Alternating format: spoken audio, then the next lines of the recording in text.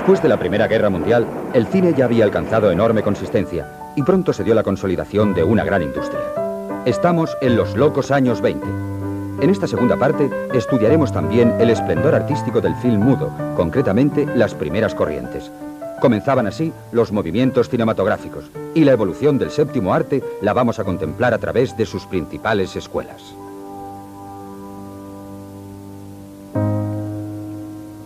El cine alemán tomó cuerpo industrial cuando se constituyó la productora UFA en 1917. Impulsada por Erich Pommer, contaría con el patrocinio del gobierno germano y la ayuda económica de las grandes firmas. Era el nacimiento del expresionismo alemán, cuya inauguración fílmica vendría de manos de la película que tienen en pantalla. Realizada por Robert Wien, narra la historia del doctor Caligari, hipnotizador que obliga a su médium, el sonámbulo César, a cometer una serie de crímenes y fechorías. Pero al final se trata del sueño de un loco que ha confundido al director del manicomio con Caligari, personaje inolvidable que encarna el actor Werner Krauss.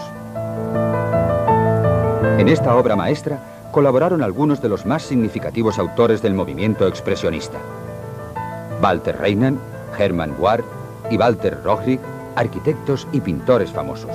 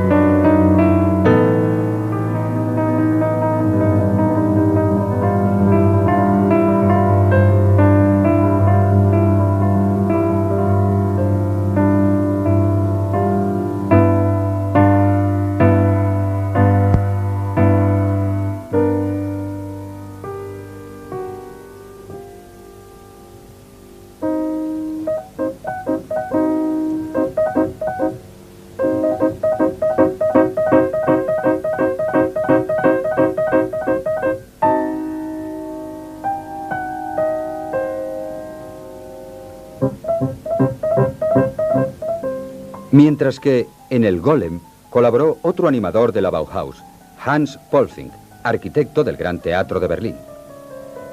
Basado en la novela de Gustav Meyrink, cuenta una leyenda checa del siglo XVI sobre cierta figura de arcilla creada por el rabino Loew para salvar a su pueblo.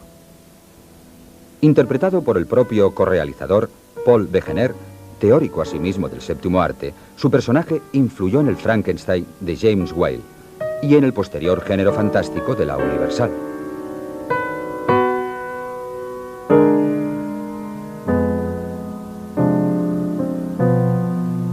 El expresionismo cinematográfico cabría definirlo como una corriente estética que intenta la evasión hacia los sueños, las pesadillas, huyendo de la triste realidad de la posguerra y dando a luz películas en que los conceptos filosóficos son mezclados con el onirismo, lo terrorífico y el sadismo, de forma extravagante, pero de gran calidad fílmico-artística.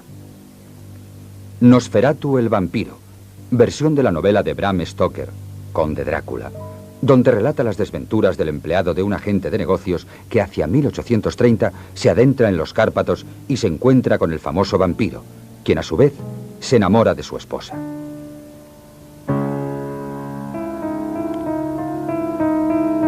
El decorado cobra gran importancia, junto con la iluminación y la expresividad de los personajes, lo cual ofrece un significado simbólico e incluso con premoniciones de carácter político.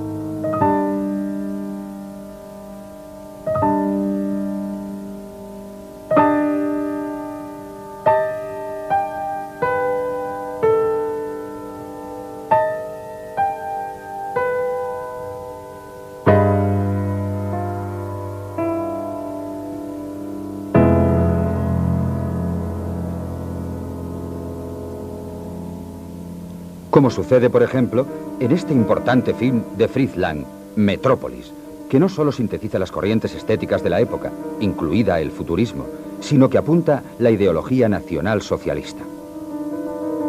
Con un guión de la ideólogo nazi Thea von Harbou, es una profecía de los tiempos futuros. Se muestra una raza de amos que oprimen a un pueblo de esclavos. Sometidos estos en una ciudad subterránea, se rebelan contra el genio científico que los domina y llegan a un entendimiento solidario.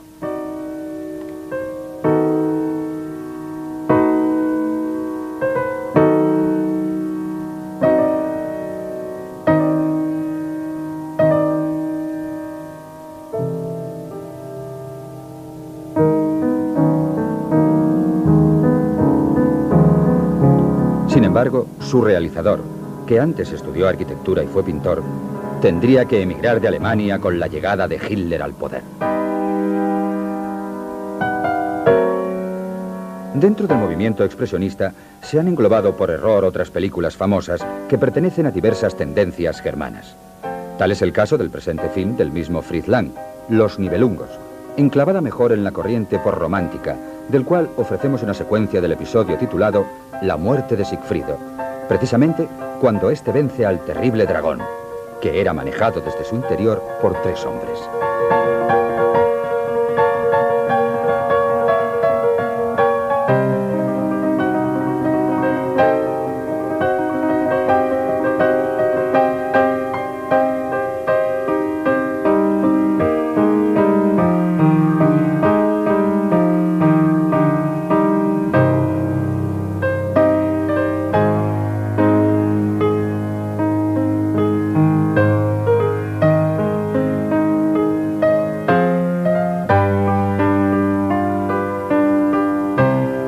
Las otras tendencias son las del cine espectáculo, de aventuras, evasión, el célebre Kammerspielfilm, inspirada en el teatro de cámara de Reinhardt, a la que pertenece esta obra maestra de Murnau, El Último, junto a la corriente realista y el cine realizado por los sindicatos de la República de Weimar. Veamos secuencias de 2 películas clave de Frederick Wilhelm Murnau. Basado en las obras de Goethe y Marlowe y en viejas leyendas germánicas, reinterpreta formalmente el mito de Fausto, que incorpora el actor Gösta Ekman, quien vende su alma al diablo a cambio de su juventud.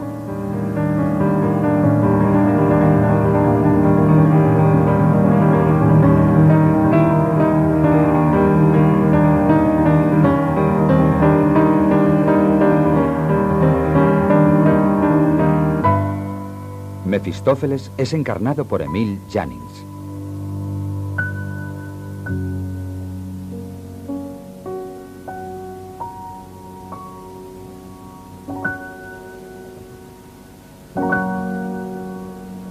Murnau también emigró a Estados Unidos al final de la década, realizando en Hollywood una pieza magistral, Amanecer, con George O'Brien y Janet Gaynor como protagonistas. Relata la tragedia de un campesino que, seducido por una forastera, decide asesinar a su propia esposa.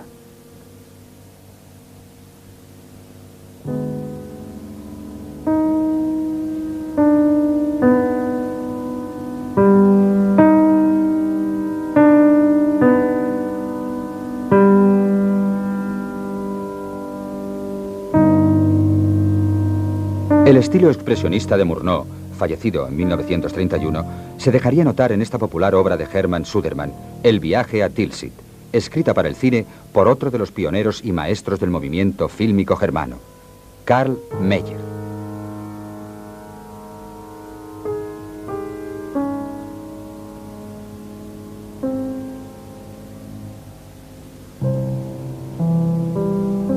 En estos planos se aprecia un notable avance en el lenguaje cinematográfico.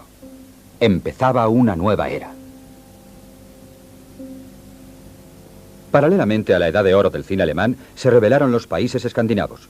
Suecia por medio de la productora Svenska y Dinamarca a través de la Nordisk. Aquí vemos a la actriz Asta Nielsen en el papel de Hamlet. El cine danés comenzó imitando los dramas mundanos y al film de reconstrucción histórica italianos, apareciendo las Vamp como herederas de la moda latina. Algunas estrellas, como Teda Bara y la centroeuropea Pola Negri, emigraron a los Estados Unidos contratadas por la meca del cine.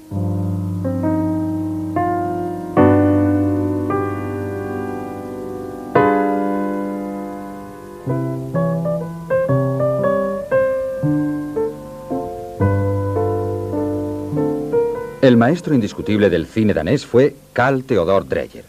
Su cine místico, religioso y trascendente hasta invitar a la meditación, junto a su singular estilo narrativo de gran rigor y sencillez formal, hacen de Dreyer un artista inimitable. Veamos imágenes de su obra maestra del mudo, La Pasión de Juana de Arco. Este largo traveling durante el proceso de la Santa Francesa, quemada en la hoguera en 1431 y canonizada por la Iglesia en 1919, da la medida de su arte.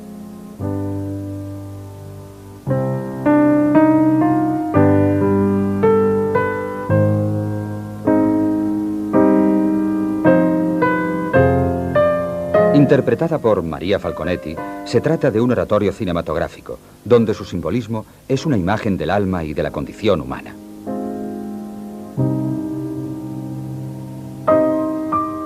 Con esta película, Dreyer revolucionó la estructura del lenguaje fílmico, la sintaxis tradicional, como puede verse por este encadenamiento ininterrumpido de primeros planos, miradas, temblor de labios e incluso pestañeo de los protagonistas.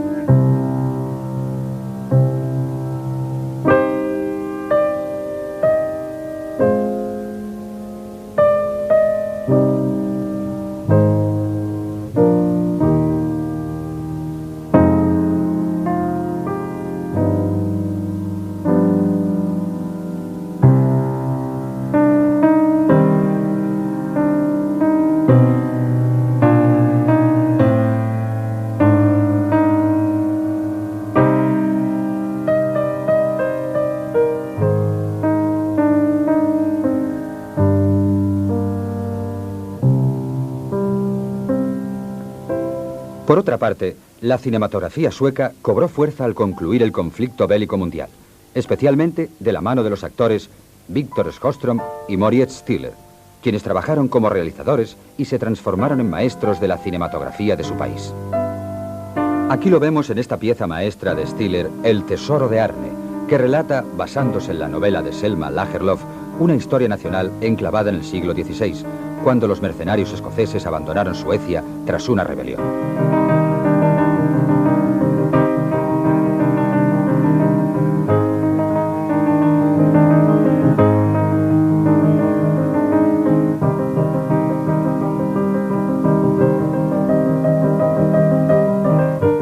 Moritz Stiller, al igual de Sjöström, descubriría la importancia del paisaje, característico de la luminosa tierra escandinava, y ambos hicieron de él un personaje más.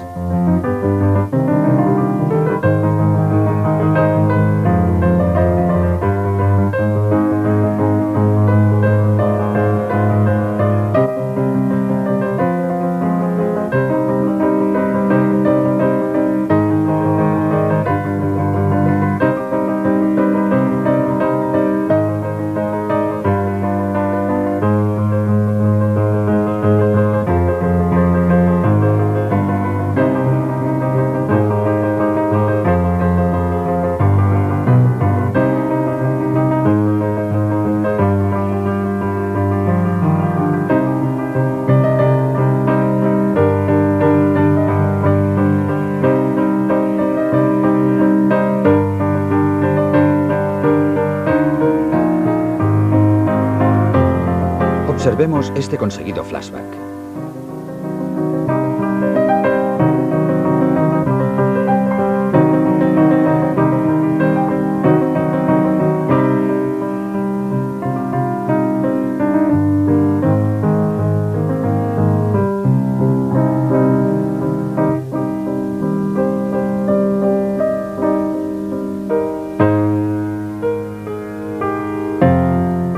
Y a continuación, el impresionante traveling lateral.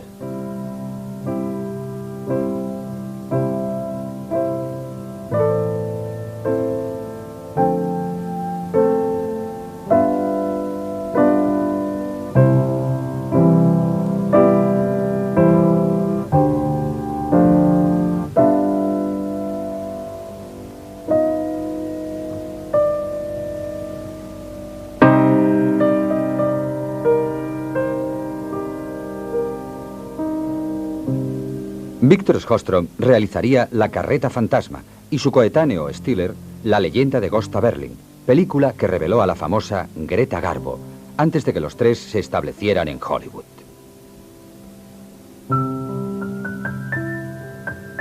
Aunque Francia había perdido la primacía del cine mundial tras el monopolio de Pathé Gaumont y la incidencia de la Gran Guerra, en los años 20 resurgió el país galo en el mundo cinematográfico gracias a la primera vanguardia. Se trata del movimiento impresionista, claramente opuesto a la escuela alemana, que ensaya nuevas formas en el séptimo arte. Estamos visionando imágenes de uno de los films más célebres del vanguardismo francés. Narra la tragedia del poeta pacifista Jean Diaz durante la Guerra del 14.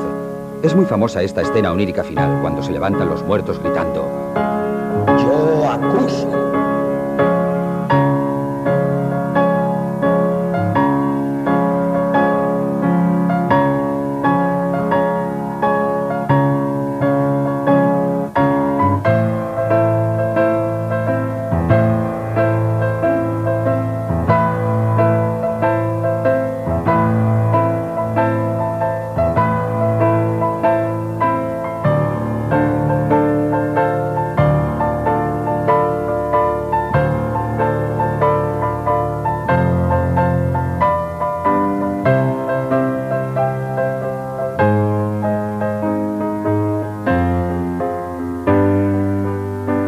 Realizado por el maestro Abel Gance, dentro de la estética de esa corriente creadora como La Rueda, dio a luz poco después su obra clave.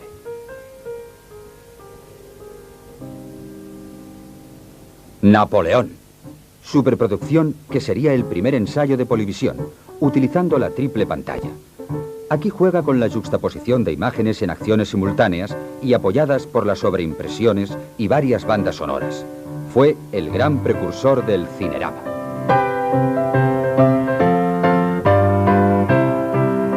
Con un tema de fondo español, Henry Roussel puso en pantalla otra película vanguardista, Violetas Imperiales, que cuenta la historia de una gitana encumbrada como artista en la corte del emperador Napoleón III y Eugenia de Montijo. Interpretada por la famosa cupletista Raquel Meyer, a quien vemos en pantalla, esta versión tuvo un remake sonorizado en 1932 y fue realizado por la Albatros, productora de los emigrados rusos en París.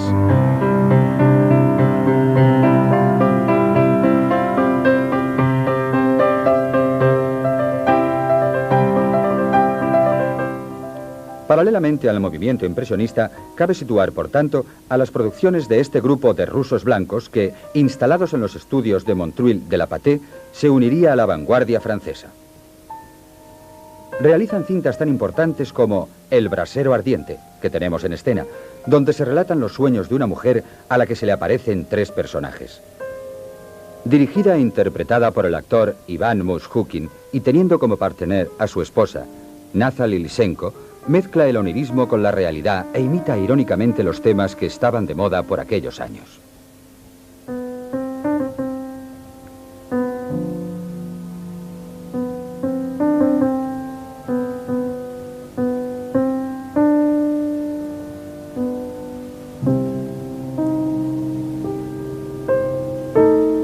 Otro autor vanguardista, Jean Epstein, realizaría para la firma Albatros y el propio Mushkin un film sorprendente, El León de Mongolia. Narra las desventuras de un exiliado príncipe mongol. Aquí le vemos durante el rodaje de una película a bordo, que se enamora de una actriz de cine, pero al descubrir que es su hermana, regresa triunfante a su nación.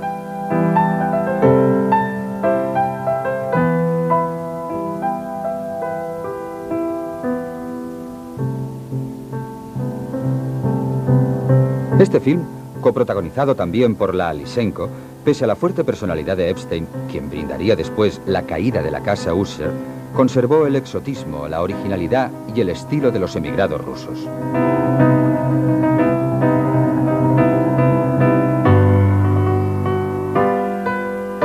Sin embargo, otros autores galos surgirían en esa época de experimentación y esplendor artístico. El más importante, presente en la segunda vanguardia, sería el asimismo teórico René Clair. Este maestro, tras sus cortos París dormido, Entreacto y El viaje imaginario, se impuso con el largometraje Un sombrero de paja de Italia, con la misma productora, Albatros. Se trata de una comedia de enredo, basada en la pieza escénica de Eugène Labiche y Marc Michel, en torno al insólito sombrero italiano que desaparece el día de la boda del protagonista. A René Clair lo encontraremos en los primeros años del sonoro como uno de sus innovadores. Estábamos aproximándonos al final de la década cuando surgió una nueva generación en el cine francés. Entre sus componentes cabe destacar a Julien Duvivier. Aquí vemos imágenes de una de sus primeras películas, según la pieza de Henri Bataille. Interpretada por Maria Giacobini, la veterana diva italiana, Duvivier se convertiría después en un notable director de actores y captador de ambientes. En Maman Colibrí cuenta una historia de amor apasionado. Apreciemos la riqueza expresiva de esta secuencia.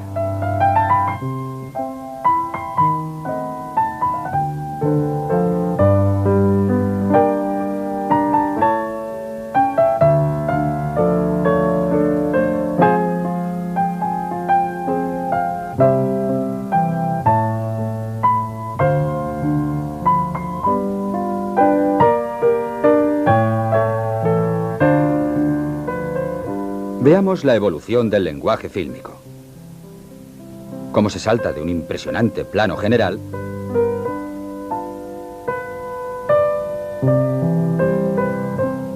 a un plano medio, para acabar con un picado.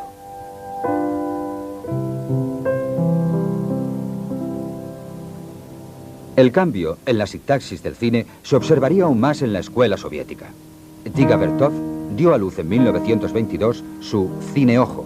Concede todo el poder expresivo a la cámara tomavistas y el montaje de las imágenes cobra un sentido ideológico determinado. El mismo año, Lev Kuleshov desarrollará en su laboratorio experimental otras experiencias sobre el montaje, apartando al film de la literatura y el teatro. Al tiempo que se funda en Petrogrado la célebre FEX, fábrica del actor excéntrico, a la que pertenece esta película. Apareció en la lista cinematográfica la tríada de la escuela soviética, Eisenstein, Pudovkin y Dovzhenko, quienes desarrollarían sistemáticamente las teorías de sus predecesores y cineastas coetáneos. El principal teórico y clásico fue realmente Sergei Mikhailovich Eisenstein. Este cineasta ruso, que hizo del montaje la esencia del cine, enriqueció el lenguaje fílmico con su concepción interna de las escenas, produciendo secuencias antológicas por su juego de símbolos, luces y fuerza arrolladora. Vamos a ver la archifamosa secuencia de la escalinata de Odessa, perteneciente a esa obra imperecedera que se titula El acorazado Potemkin. Con una duración original de 6 minutos y 165 planos, Eisenstein dio una lección artística que todavía se estudia en las escuelas de cine de todo el mundo.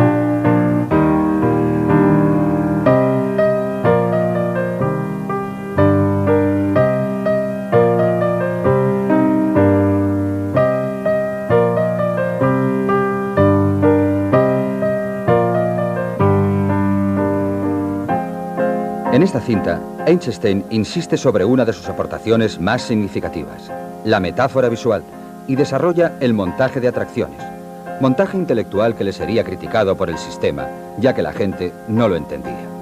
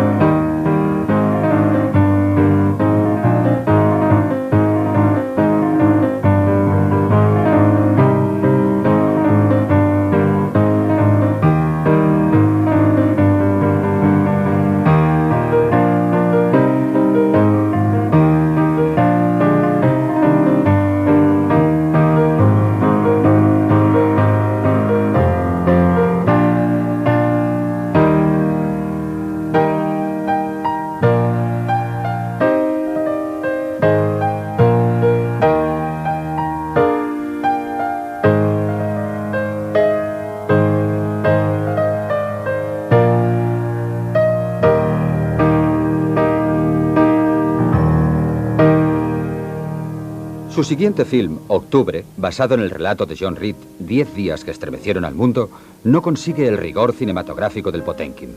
Este film panfleto acerca de la Revolución de 1917 fue realizado por encargo del Partido Comunista para conmemorar la victoria bolchevique. El Soviet Supremo, la industria del cine estaba nacionalizada por Lenin desde 1919, hizo cortar a Eisenstein las escenas en que aparecía Trotsky.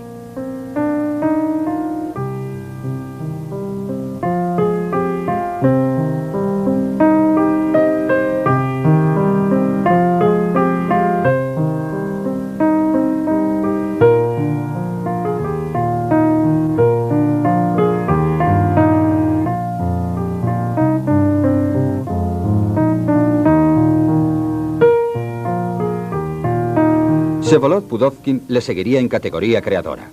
También en sus relatos épicos revolucionarios, el protagonista era la colectividad y el montaje la base de su cine. En cuanto a sus métodos de trabajo, pueden tomarse como referencia el contraste, la simultaneidad, las acciones paralelas y la asociación. Más desigual que sus colegas y censurado como ellos, ese poeta de la imagen que fue Alexander Dovzhenko tuvo un sentido más pictórico del séptimo arte. Aquí vemos una significativa escena de Arsenal. El protagonista será acribillado pero continuará caminando hacia adelante.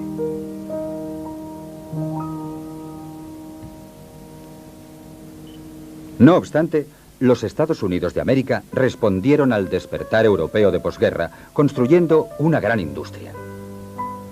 Hollywood, pequeña localidad californiana, se transformó en la meca del cine y se fundaron las grandes empresas productoras.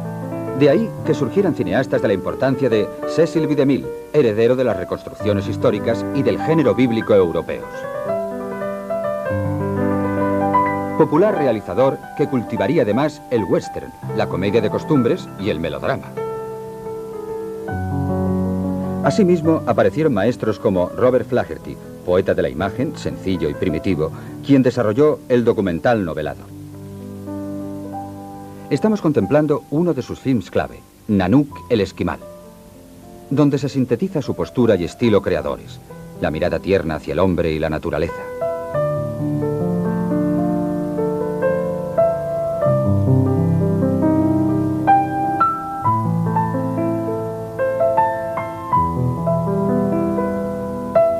Explorador del Gran Norte canadiense desde 1910, Flaherty filmó esta película en la bahía de Hudson, captando los actos cotidianos de una familia esquimal.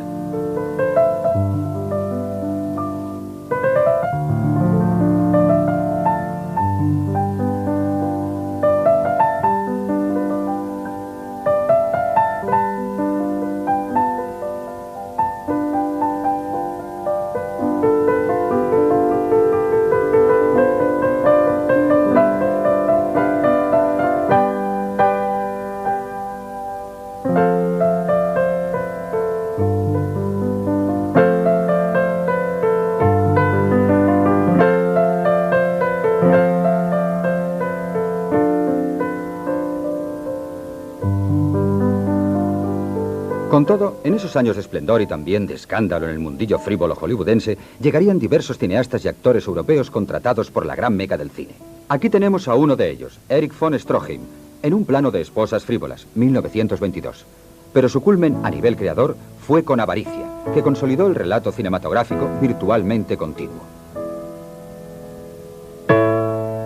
Otros emigrados europeos triunfaron por aquellos años en América, como por ejemplo el maestro Lubitsch. Cultivador del vodevil y de la comedia brillante, con doble intención crítico-satírica. Estamos visionando imágenes de esta conocida obra de Oscar Wilde que Lubitsch sabría recrear con su toque característico.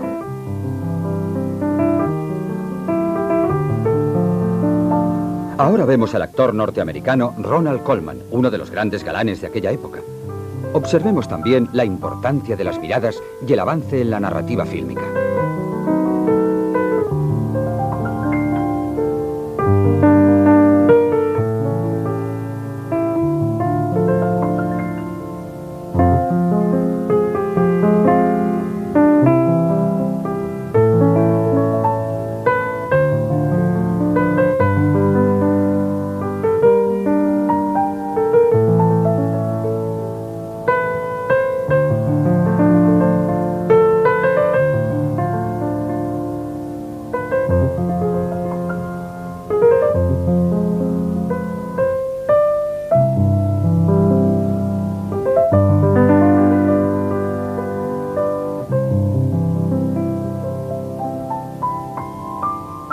Ernest Lubitsch influiría en otros realizadores de origen judío, Billy Wilder y Otto Preminger. Vienés como los anteriores, Joseph von Sternberg se llevó a Hollywood a la actriz Marlene Dietrich. Aquí les vemos junto a Eisenstein. Sternberg, antes del Ángel Azul, triunfó en la meca del cine con dos retratos sobre cierto status USA del momento. Nos referimos en esos últimos años del film mudo a La Ley de Lampa, Underworld, 1927, y al que estamos visionando en pantalla. En los muelles de Nueva York, narra la vida de un obrero portuario quien salva a una muchacha que se ha tirado al agua y se casa con ella.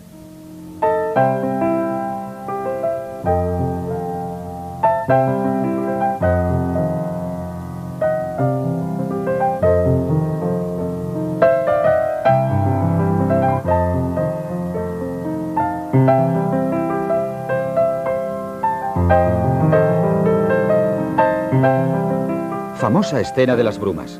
En esta cinta se aprecian claras influencias del Kammerspiel, teatro de cámara, germano.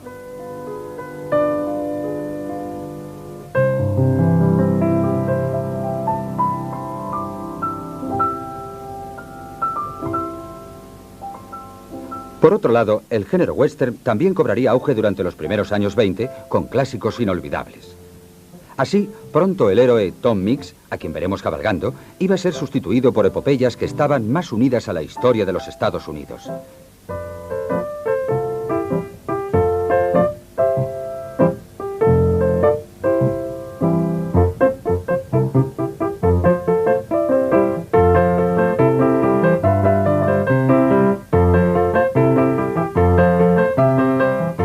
Tenemos imágenes de dos películas de James Cruise, La caravana del Oregón o Hacia el oeste, donde el decorado natural da una grandeza tumultuosa a la colonización del Far West.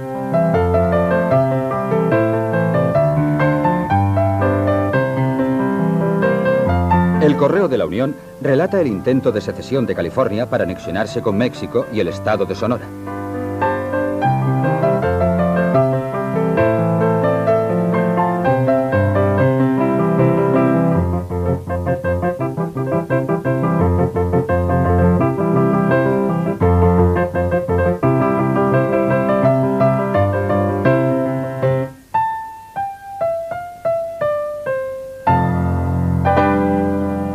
Sin embargo, aún superaría más estas creaciones el maestro John Ford, uno de los más grandes cineastas de la historia del séptimo arte. Contemplemos esta secuencia de una de sus obras mayores de la etapa muda, El caballo de hierro, donde a través de una sencilla trama sentimental que protagonizan George O'Brien y Mac Bellamy, ilustra el establecimiento del primer ferrocarril transcontinental en Estados Unidos. Con John Ford el género western se elevó a la categoría artística, representando para los americanos lo que La canción de Rolando para los franceses. Género que contó con films de episodios tan populares como el que tenemos en pantalla. El serial Hacia el abismo, aparecían 2 capítulos por semana. Fue muy famoso el titulado Drama en la locomotora, donde junto a un ritmo trepidante cabe destacar sus logradas maquetas.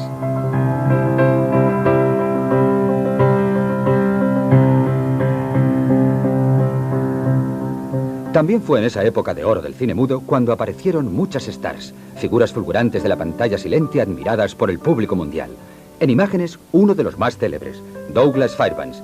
Este gran actor había fundado con Mary Pickford, la llamada novia de América, Chaplin y Griffith, la firma United Artists. Le estamos viendo en 2 películas de acción. Otro galán de éxito sería John Barrymore, al que contemplamos junto a Mary Astor en sendos films de aventuras propios de aquellas fechas. Sin olvidarnos de tantos rostros famosos que pasaron por el firmamento de Hollywood con pleno fulgor. Lillian Gish, Marion Davies, La Perla Blanca, John Gilbert, Lon Chaney, Marlene Dietrich, rival de Greta Garbo, Mae Murray, Rodolfo Valentino. Se daba entonces la fabricación de estrellas para hacer soñar a los espectadores de todo el mundo.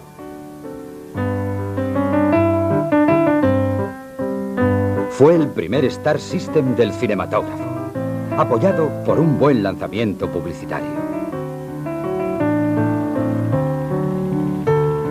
Con ello, el cine americano llegaría a dominar al mercado, batiendo los récords taquilleros de allende las fronteras. No obstante, tuvo que producirse el crack del 29, la célebre bancarrota de Wall Street, para que el arte fílmico mundial tomara nuevos derroteros. Pero eso forma parte de otra historia.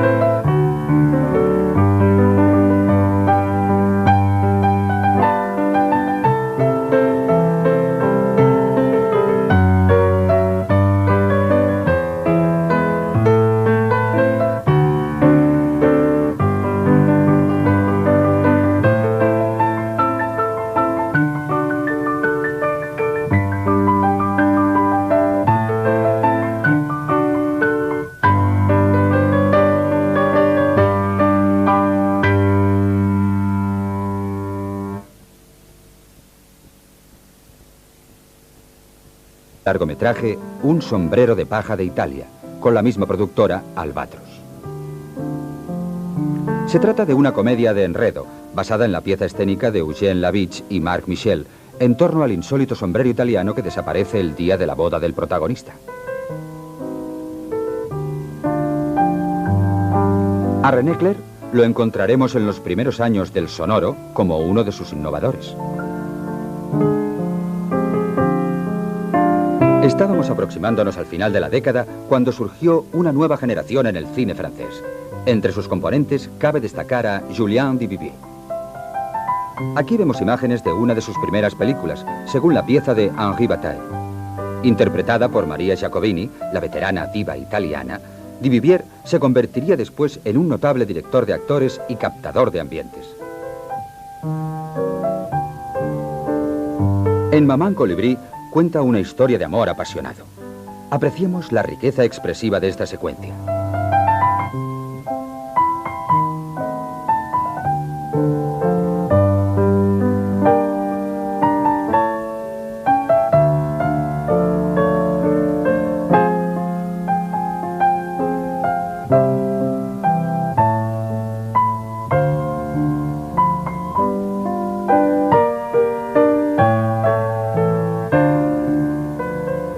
Veamos la evolución del lenguaje fílmico. Cómo se salta de un impresionante plano general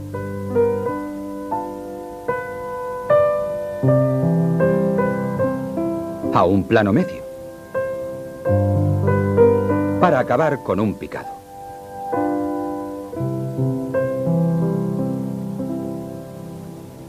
El cambio en la sintaxis del cine se observaría aún más en la escuela soviética. Dziga Vertov dio a luz en 1922 su Cine Ojo. Concede todo el poder expresivo a la cámara tomavistas y el montaje de las imágenes cobra un sentido ideológico determinado. El mismo año, Lev Kuleshov desarrollará en su laboratorio experimental otras experiencias sobre el montaje, apartando al film de la literatura y el teatro. Al tiempo que se funda en Petrogrado la célebre FEX, fábrica del actor excéntrico, a la que pertenece esta película, apareció en la liza cinematográfica la tríada de la escuela soviética: Eisenstein, Pudovkin y Dovzhenko, quienes desarrollarían sistemáticamente las teorías de sus predecesores y cineastas coetáneos. El principal teórico y clásico fue realmente Sergei Mikhailovich Eisenstein. Este cineasta ruso, que hizo del montaje la esencia del cine, enriqueció el lenguaje fílmico con su concepción interna de las escenas, produciendo secuencias antológicas por su juego de símbolos de plano general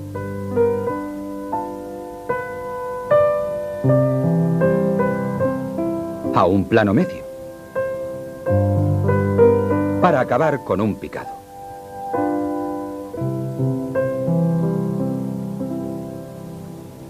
El cambio en la sintaxis del cine se observaría aún más en la escuela soviética. Dziga Vertov dio a luz en 1922 su Cine Ojo. Concede todo el poder expresivo a la cámara tomavistas y el montaje de las imágenes cobra un sentido ideológico determinado. El mismo año, Lev Kuleshov desarrollará en su laboratorio experimental otras experiencias sobre el montaje, apartando al film de la literatura y el teatro. Al tiempo que se funda en Petrogrado la célebre FEX, fábrica del actor excéntrico, a la que pertenece esta película, apareció en la liza cinematográfica la tríada de la escuela soviética: Eisenstein, Pudovkin y Dovzhenko, quienes desarrollarían sistemáticamente las teorías de sus predecesores y cineastas coetáneos. El principal teórico y clásico fue realmente Sergei Mikhailovich Eisenstein. Este cineasta ruso, que hizo del montaje la esencia del cine, enriqueció el lenguaje fílmico con su concepción interna de las escenas, produciendo secuencias antológicas por su juego de símbolos, luces y fuerza arrolladora. Vamos a ver la archifamosa secuencia de la escalinata de Odessa, perteneciente a esa obra imperecedera que se titula El acorazado Potemkin. Con una duración original de 6 minutos y 165 planos, Eisenstein dio una lección artística que todavía se estudia en las escuelas de cine de todo el mundo.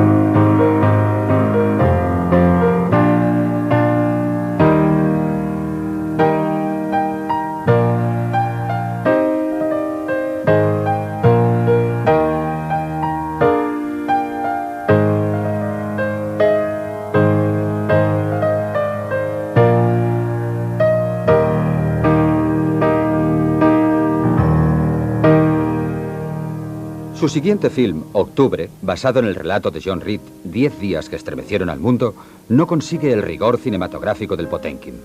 Este film panfleto, acerca de la Revolución de 1917, fue realizado por encargo del Partido Comunista para conmemorar la victoria bolchevique. El Soviet Supremo, la industria del cine estaba nacionalizada por Lenin desde 1919, hizo cortar a Eisenstein las escenas en que aparecía Trotsky.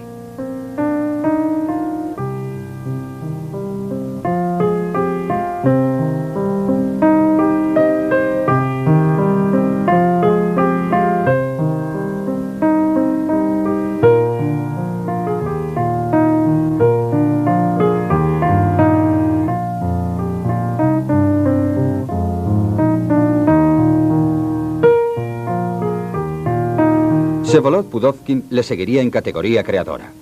También en sus relatos épicos revolucionarios el protagonista era la colectividad y el montaje la base de su cine.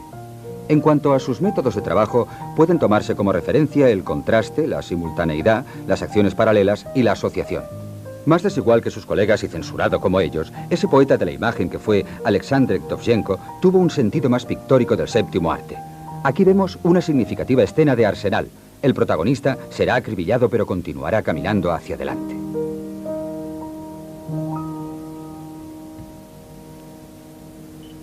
No obstante, los Estados Unidos de América respondieron al despertar europeo de posguerra construyendo una gran industria.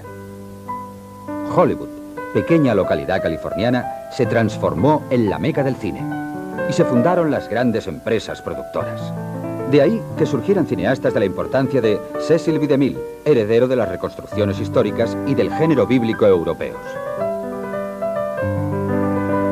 Popular realizador que cultivaría además el western, la comedia de costumbres y el melodrama. Asimismo, aparecieron maestros como Robert Flaherty, poeta de la imagen, sencillo y primitivo, quien desarrolló el documental novelado. Estamos contemplando uno de sus films clave, Nanook el Esquimal, donde se sintetiza su postura y estilo creadores, la mirada tierna hacia el hombre y la naturaleza.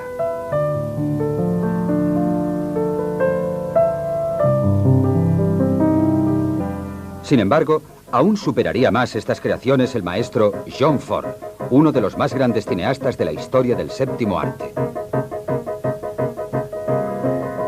Contemplemos esta secuencia de una de sus obras mayores de la etapa muda, El caballo de hierro, donde a través de una sencilla trama sentimental que protagonizan George O'Brien y Mac Bellamy, ilustra el establecimiento del primer ferrocarril transcontinental en Estados Unidos. Con John Ford, el género western se elevó a la categoría artística, representando para los americanos lo que La canción de Rolando para los franceses. Género que contó con films de episodios tan populares como el que tenemos en pantalla. El serial Hacia el abismo, aparecían 2 capítulos por semana. Fue muy famoso el titulado Drama en la locomotora, donde junto a un ritmo trepidante cabe destacar sus logradas maquetas.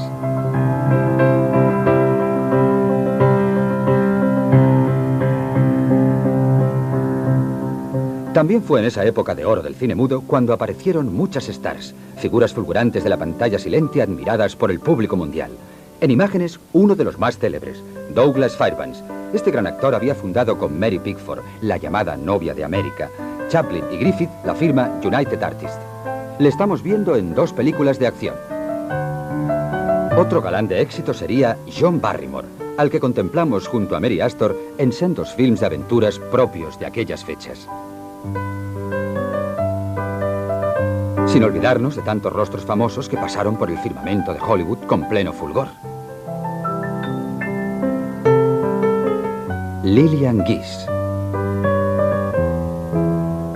Marion Davies, La Perla Blanca, John Gilbert, Lon Chaney, Marlene Dietrich, rival de Greta Garbo, Mae Murray, Rodolfo Valentino. Se daba entonces la fabricación de estrellas para hacer soñar a los espectadores de todo el mundo.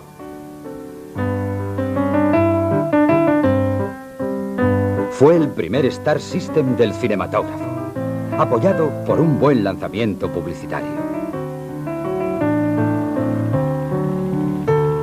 Con ello, el cine americano llegaría a dominar al mercado, batiendo los récords taquilleros de allende las fronteras. No obstante, tuvo que producirse el crack del 29, la célebre bancarrota de Wall Street, para que el arte fílmico mundial tomara nuevos derroteros.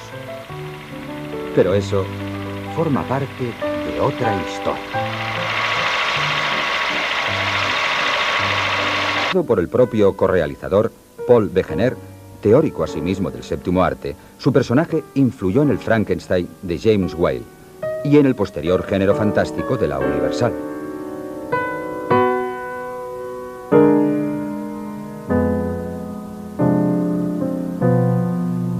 El expresionismo cinematográfico cabría definirlo como una corriente estética que intenta la evasión hacia los sueños, las pesadillas, huyendo de la triste realidad de la posguerra y dando a luz películas en que los conceptos filosóficos son mezclados con el onirismo, lo terrorífico y el sadismo, de forma extravagante, pero de gran calidad fílmico-artística.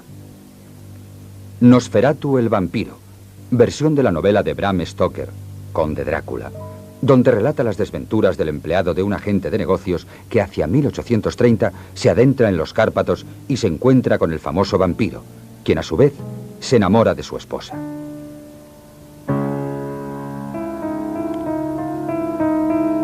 El decorado cobra gran importancia, junto con la iluminación y la expresividad de los personajes, lo cual ofrece un significado simbólico e incluso con premoniciones de carácter político.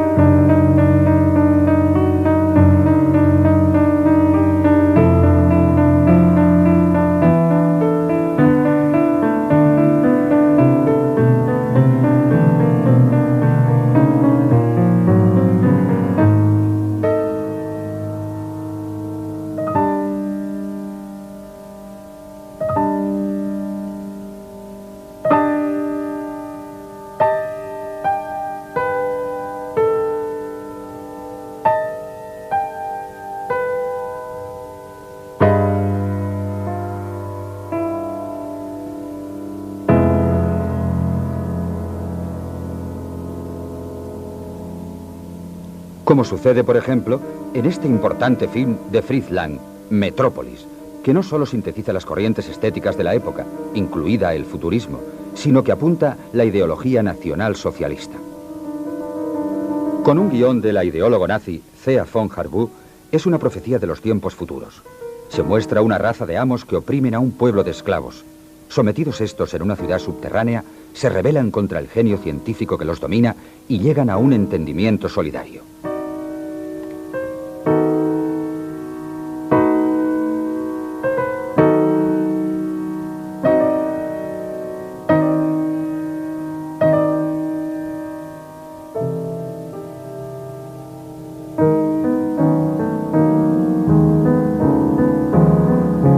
Sin embargo, su realizador, que desde 1919 hizo cortar a Eisenstein las escenas en que aparecía Trotsky.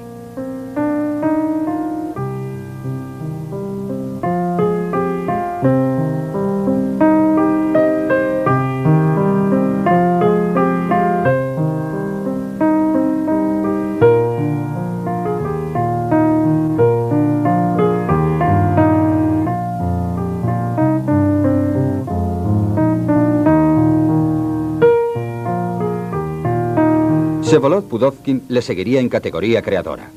También en sus relatos épicos revolucionarios el protagonista era la colectividad y el montaje la base de su cine. En cuanto a sus métodos de trabajo, pueden tomarse como referencia el contraste, la simultaneidad, las acciones paralelas y la asociación. Más desigual que sus colegas y censurado como ellos, ese poeta de la imagen que fue Alexander Dovzhenko tuvo un sentido más pictórico del séptimo arte. Aquí vemos una significativa escena de Arsenal. El protagonista será acribillado pero continuará caminando hacia adelante.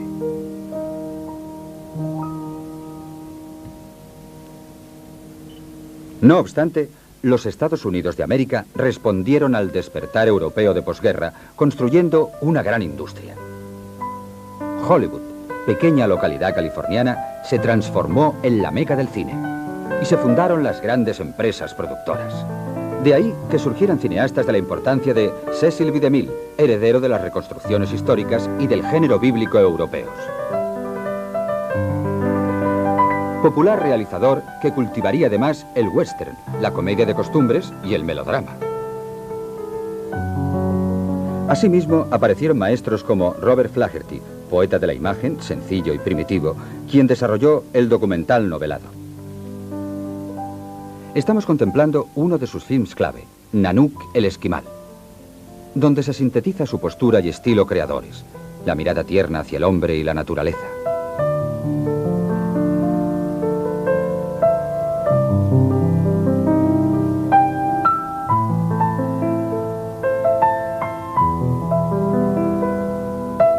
Explorador del Gran Norte canadiense desde 1910, Flaherty filmó esta película en la bahía de Hudson, captando los actos cotidianos de una familia esquimal.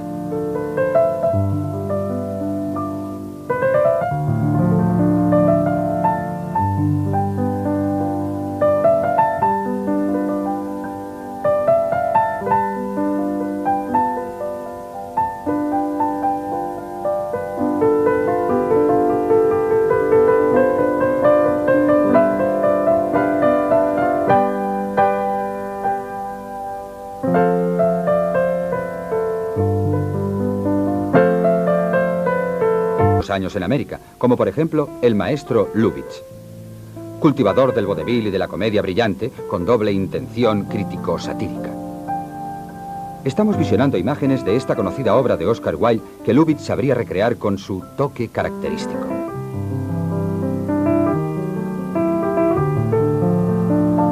Ahora vemos al actor norteamericano Ronald Colman, uno de los grandes galanes de aquella época. Observemos también la importancia de las miradas y el avance en la narrativa fílmica.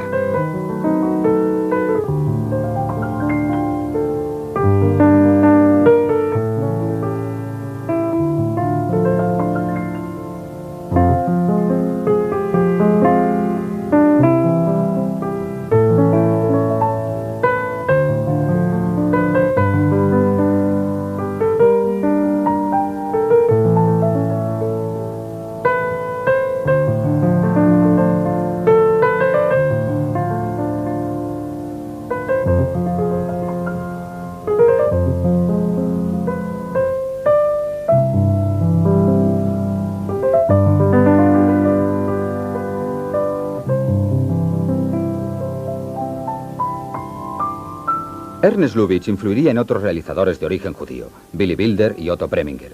Vienés como los anteriores, Joseph von Sternberg se llevó a Hollywood a la actriz Marlene Dietrich. Aquí les vemos junto a Eisenstein. Sternberg, antes del Ángel Azul, triunfó en la meca del cine con dos retratos sobre cierto status USA del momento. Nos referimos en esos últimos años del film mudo a La Ley de Lampa, Underworld, 1927, y al que estamos visionando en pantalla. En Los muelles de Nueva York narra la vida de un obrero portuario quien salva a una muchacha que se ha tirado al agua y se casa con ella.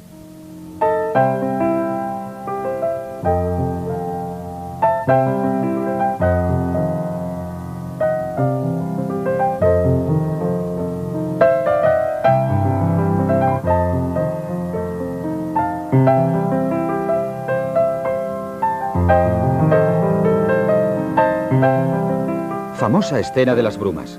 En esta cinta se aprecian claras influencias del Kammerspiel, teatro de cámara, germano.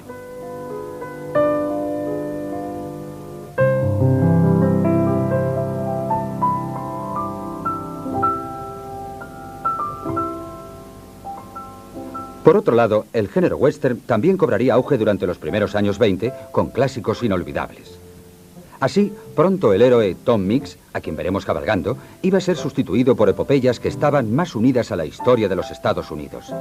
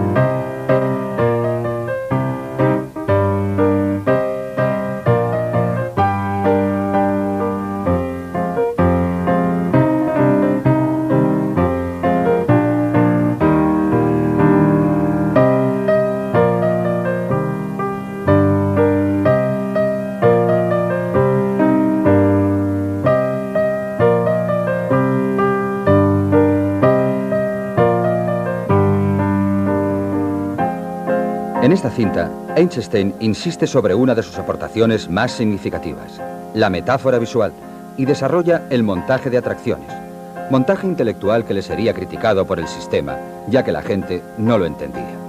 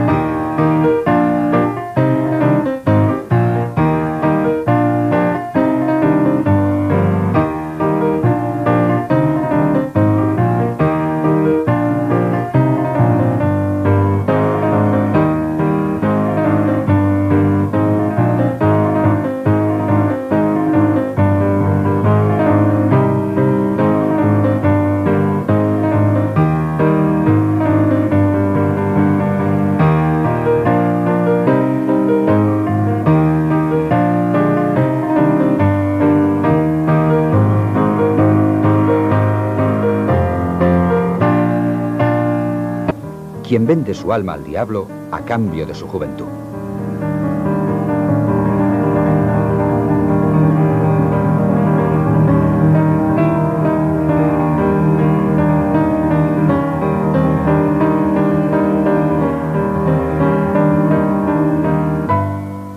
Mefistófeles es encarnado por Emil Jannings.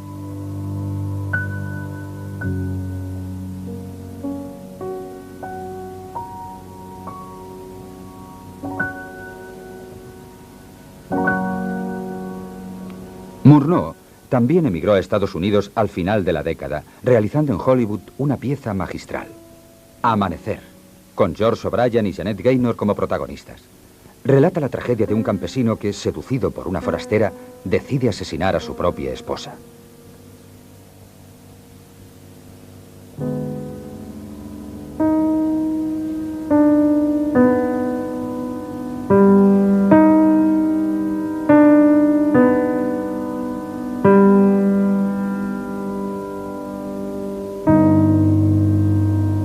El estilo expresionista de Murnau, fallecido en 1931, se dejaría notar en esta popular obra de Hermann Sudermann, El viaje a Tilsit, escrita para el cine por otro de los pioneros y maestros del movimiento fílmico germano, Karl Mayer.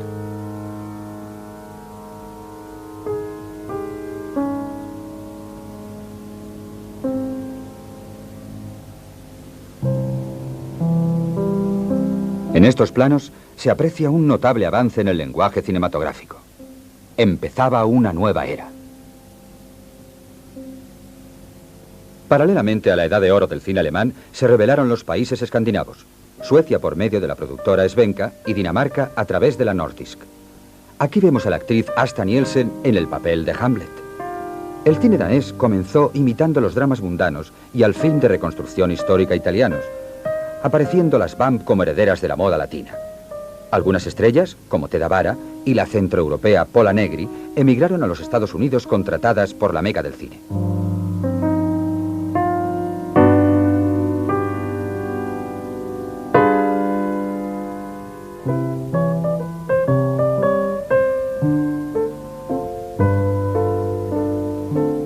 El maestro indiscutible del cine danés fue Carl Theodor Dreyer. Su cine místico, religioso y trascendente hasta invitar a la meditación, junto a su singular estilo narrativo de gran rigor y sencillez formal, hacen de Dreyer un artista inimitable. Veamos imágenes de su obra maestra del mudo, La Pasión de Juana de Arco. Este largo traveling durante el proceso de la Santa Francesa, quemada en la hoguera en 1431 y canonizada por la Iglesia en...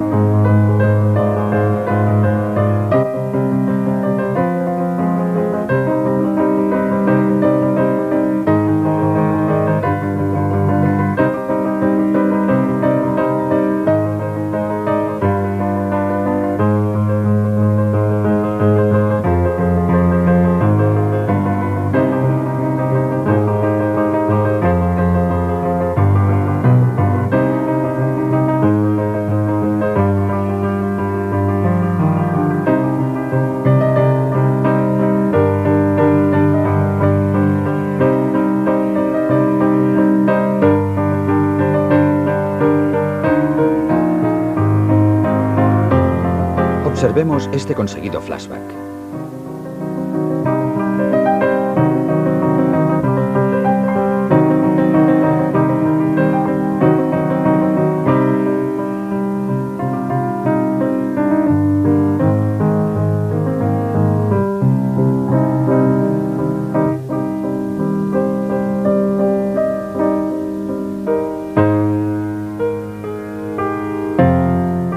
Y a continuación, el impresionante traveling lateral.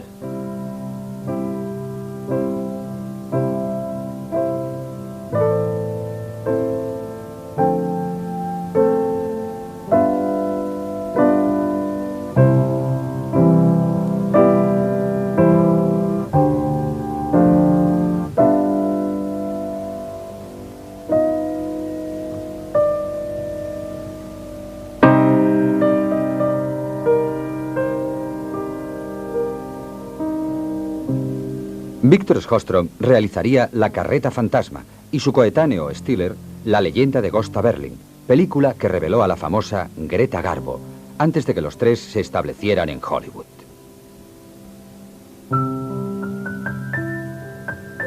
Aunque Francia había perdido la primacía del cine mundial tras el monopolio de Pathé Gaumont y la incidencia de la Gran Guerra, en los años 20 resurgió el país galo en el mundo cinematográfico gracias a la primera vanguardia.